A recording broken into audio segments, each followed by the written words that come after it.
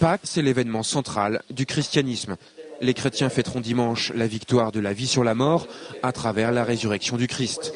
Un message spirituel, bien sûr, rappelait ce vendredi matin Monseigneur Alain Castet, mais qui doit également permettre aux hommes de dépasser les difficultés qu'ils rencontrent.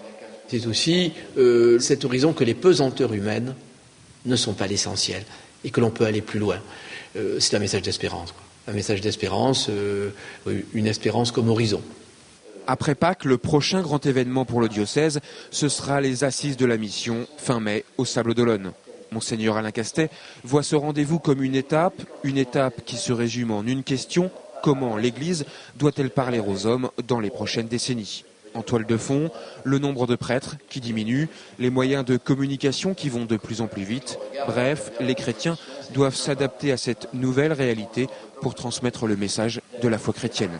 On ne pourra pas tout tenir, et pas uniquement à partir du maintien d'un maillage comme au XIXe siècle. D'abord parce que les nouvelles générations bougent beaucoup aussi, sont mobiles, vivent en réseau, donc il faudra trouver sans doute un langage nouveau, sans négliger bien sûr cet enracinement dans le terroir, comme c'est le cas en Vendée. Question évidemment très sensible, Monseigneur Alain Castet a également abordé ce matin le sujet de la pédophilie, après plusieurs scandales révélés ces dernières semaines au sein du clergé. Pour l'évêque de Luçon, le silence de l'Église auparavant n'était en fait que le reflet du silence de la société entourant les crimes commis sur les enfants.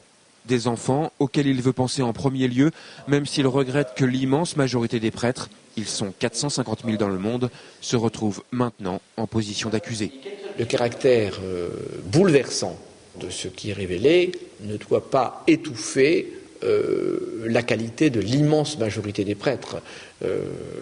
Et puis le fait non plus que malheureusement l'écrasante majorité de ces actes posés ne se situe pas dans l'Église, à l'encontre de ce que pourrait laisser croire la campagne actuelle. Une façon aussi de répondre à tous ceux qui réclament le mariage des prêtres pour lutter contre la pédophilie.